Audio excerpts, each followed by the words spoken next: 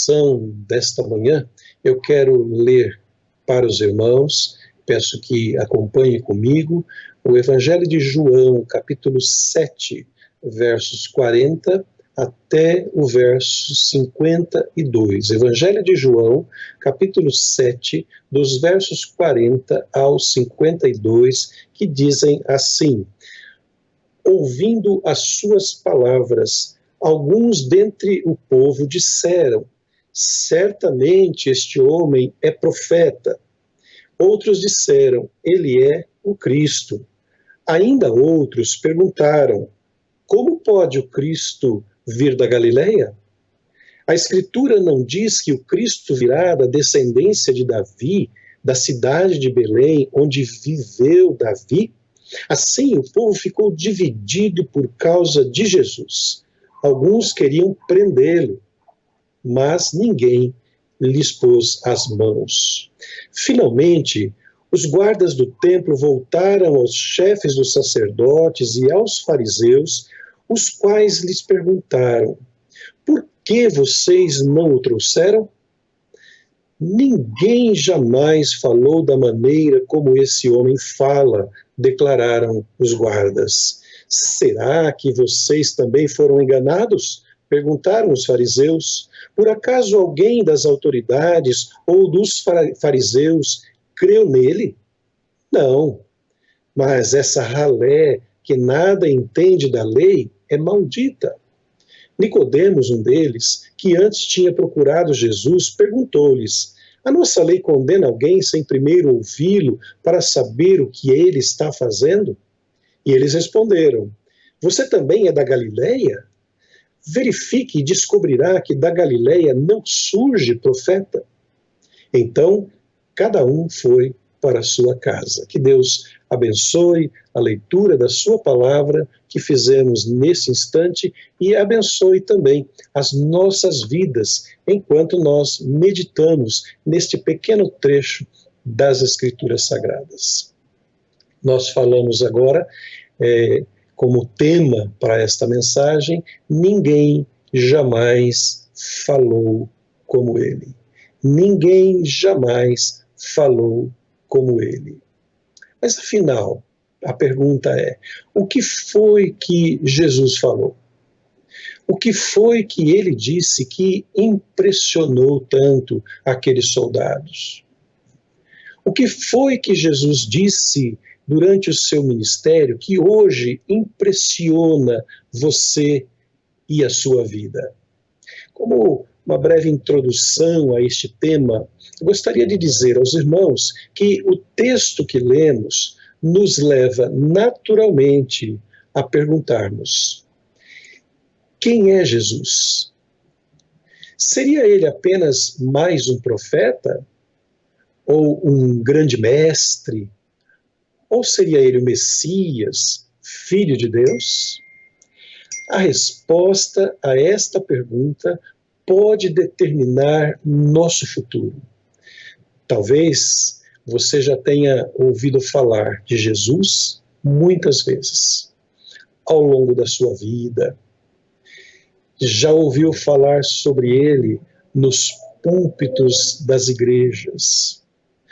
Pode ser até mesmo que já tenha ouvido interpretações diferentes sobre quem é ele. E talvez ainda tenha aí no íntimo do seu coração esta pergunta: quem de fato é Jesus? João capítulo 7 relata um dos episódios vivido por Jesus, onde o tema principal são as diversas visões sobre ele e a tentativa de entender quem é Jesus. Vamos então fazer aqui algumas observações sobre este breve texto que lemos. Primeiramente, considerando a divisão de opiniões, e nós temos isto aqui claramente em dois momentos. E eu vou dividir para você esses dois momentos em que há essa divisão, essa confusão nas opiniões a respeito de Jesus. A primeira destas divisões está relatada aí nos versos 40 ao 44. Há pelo menos 3 opiniões sobre Jesus. O verso 40 diz assim: alguns disseram, certamente este homem é profeta. Talvez estes que afirmaram desta maneira estariam se referindo ao passado, quando lá em Deuteronômio há uma promessa de que Deus enviaria um profeta para substituir Moisés. Então há uma interpretação sobre Jesus de que ele seria este profeta. No verso 41, você lê que outras opiniões disseram assim: ele é o Cristo, referindo-se, então, ao Messias esperado. Talvez esses estivessem com a melhor das opiniões e a mais correta, a mais certa opinião. Este é o Messias esperado. E também no verso 41 e 42, você lê uma nova interpretação, diziam que ele não poderia ser o Messias porque era da Galileia. E o Messias viria da cidade de Belém. Talvez eles não soubessem que Jesus de fato tivesse nascido em Belém. E os versos 43 e 44 resumem a temperatura daquele ambiente. Porque eles dizem assim, esses versos: o povo ficou dividido por causa de Jesus. Alguns, inclusive, queriam prendê-lo, mas ninguém lhe pôs as mãos. Então, na terceira interpretação é que Jesus não poderia ser o Messias, porque ele teria que vir de um lugar determinado e que eles não sabiam se era certo. Então, Nazaré não pode ser. Então, ele não pode jamais ser considerado o Messias. Veja que aqui nós temos um primeiro momento, um trecho bíblico, em que apresenta 3 interpretações diferentes sobre Jesus. Ele é o Messias, ele é um profeta. Não é nada, ele não é ninguém, porque o Messias vem de Belém e ele não é. Então, são 3 posições distintas sobre Jesus. E este cenário ainda é atual nos nossos dias. As pessoas emitem diversos conceitos a respeito de Jesus. E eu perguntaria, qual é a sua opinião sobre Jesus? Qual é a sua opinião a respeito dele? Como você o vê? Como você o descreveria se lhe fosse perguntado quem é este homem?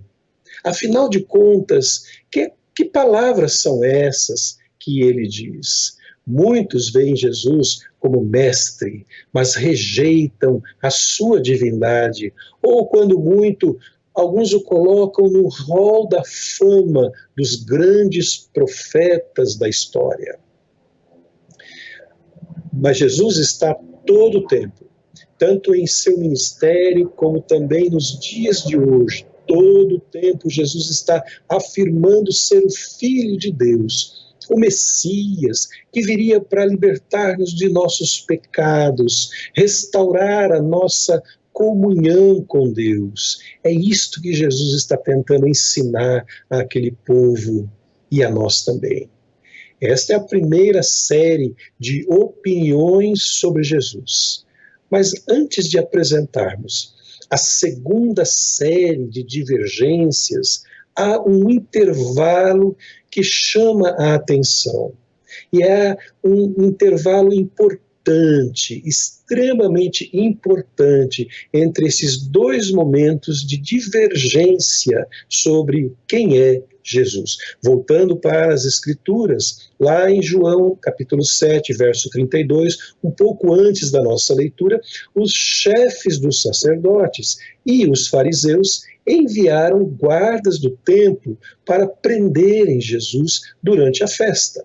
Isso está lá registrado um pouco antes do texto que nós lemos. Mas guardem isto, os guardas estavam ali, esperando um momento para prender Jesus.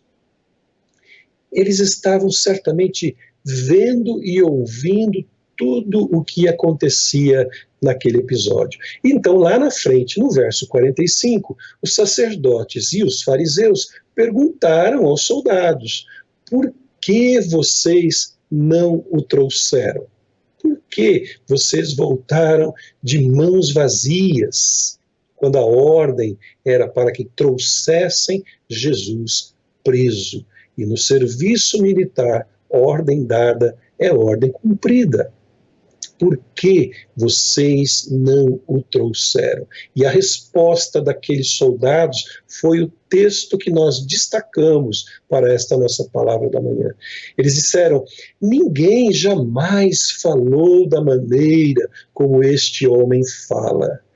Veja a expressão dos soldados: ninguém jamais falou como este homem fala. E eu destaco esta expressão porque esta resposta, meus irmãos, é extremamente importante, porque ela declara para nós a singularidade de Jesus nos seus ensinamentos, no seu ministério. Ninguém jamais ensinou como Jesus, ninguém jamais falou como Jesus, ninguém jamais fez o que Jesus fez por mim e por você. Então aqueles soldados estavam certos quando declararam que ninguém jamais, em todo o tempo e em toda a história, havia falado como aquele homem chamado Jesus. E após esta declaração, então, teve o início de uma segunda divisão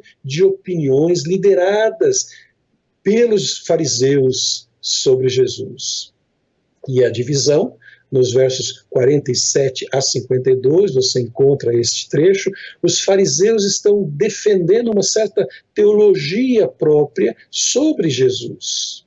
Vejam bem que, primeiramente, eles estão certos e todos os demais estão enganados. É uma característica do fariseu. Ele acha que ele tem a resposta certa, que só ele tem a única verdade absoluta. E lá nos versos 47 ao 48 nós lemos: os fariseus responderam-lhe, ou seja, responderam aos soldados: vocês também foram enganados? Alguém das autoridades ou dos fariseus creu nele? Os soldados tiveram uma percepção correta a respeito de Jesus, mas os fariseus disseram que eles estavam enganados. E os fatos mostraram, posteriormente, que os fariseus é que estavam errados. Uma segunda discussão, a multidão é chamada pelos fariseus de ralé, amaldiçoada, ou seja, maldita é esta multidão, diz assim o verso 49. Mas esta multidão que não conhece a lei é maldita. É o mesmo que dizer que, porque não conhecem a lei de Deus, esta multidão está sob a maldição de Deus, e o que justifica estarem confusos a respeito de Jesus. Portanto, nós temos a verdadeira informação sobre ele, e não a multidão. Os fariseus se apresentam como detentores da verdade, aqueles não amaldiçoados, uma vez que eles afirmam que a multidão é amaldiçoada.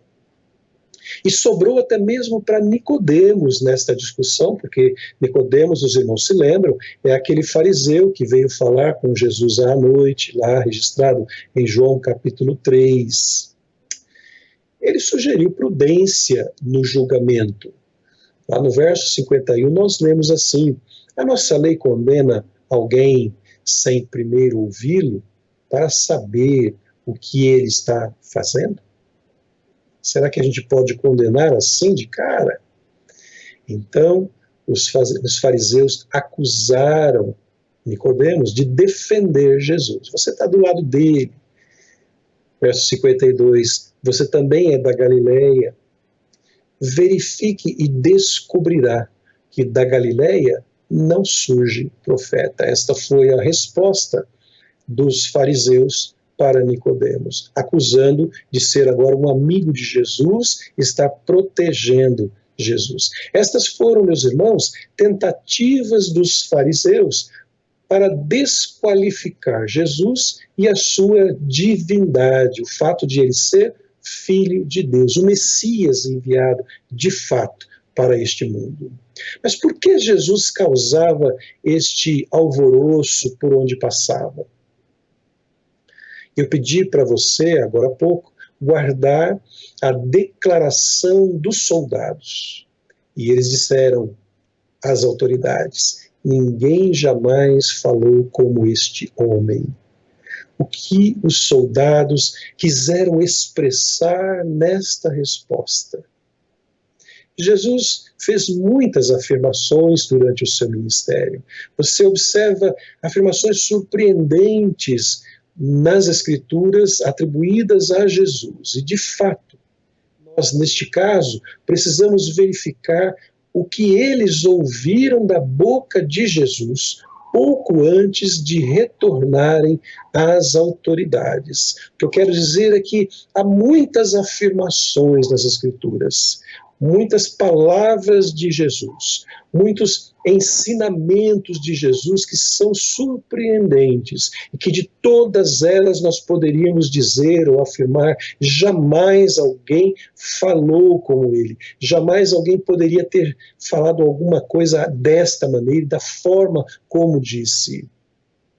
E os soldados disseram exatamente estas palavras por causa da surpresa que eles tiveram ao ouvirem de Jesus estas expressões. E o que foi que eles ouviram?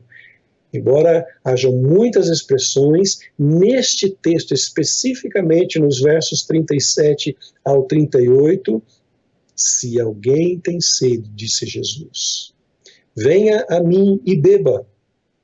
Quem crer em mim, como diz a Escritura, do seu interior correrão rios de água viva. Que tipo de pessoa diria isso?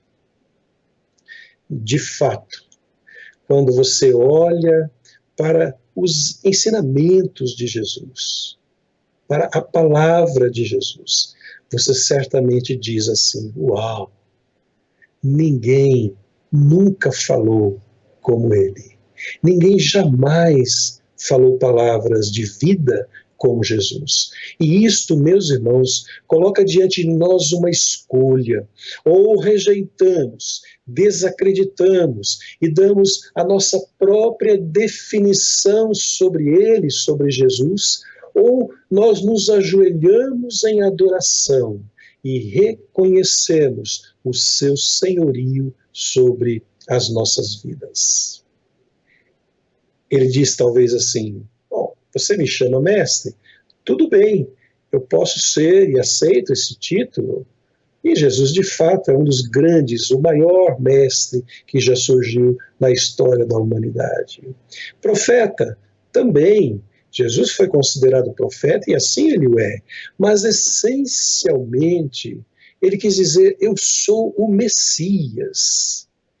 Disfarce a minha divindade, tentando atribuir para mim títulos menores do que aquele que de fato é o meu essencial e principal título. Eu sou o Deus encarnado, o Messias. Eu trago para você água para saciar a sua sede, a sede da sua alma.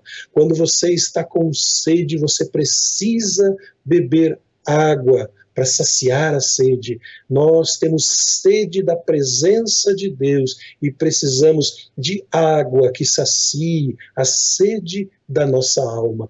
Crer em Jesus como Senhor significa ir a Ele e saciar a sede da nossa alma. E por que, meus irmãos, devemos nos importar se Jesus é verdadeiro, se ele é o Messias ou não, se ele é o enviado de Deus ou não?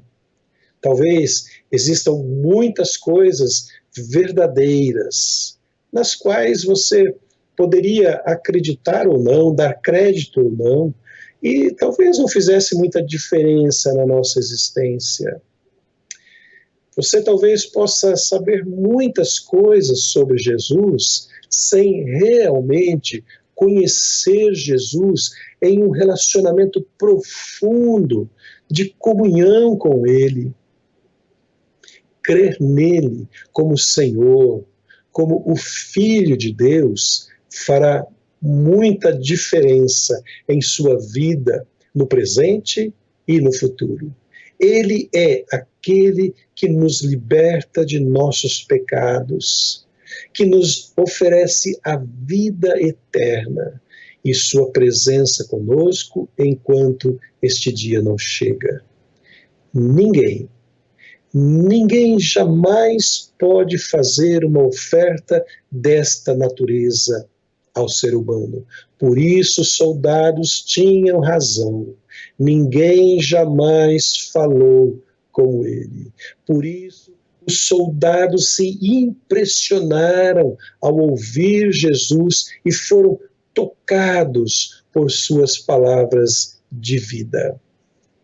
E a minha esperança é que você também seja tocado ou tocada, transformado ou transformada pela palavra de Jesus e possa repetir as mesmas palavras daqueles soldados que tiveram uma percepção clara de quem é de fato este homem que fala como ninguém jamais falou. Que esta palavra possa ficar gravada no seu coração e que ela transforme a sua vida hoje e para o futuro, em nome de Jesus.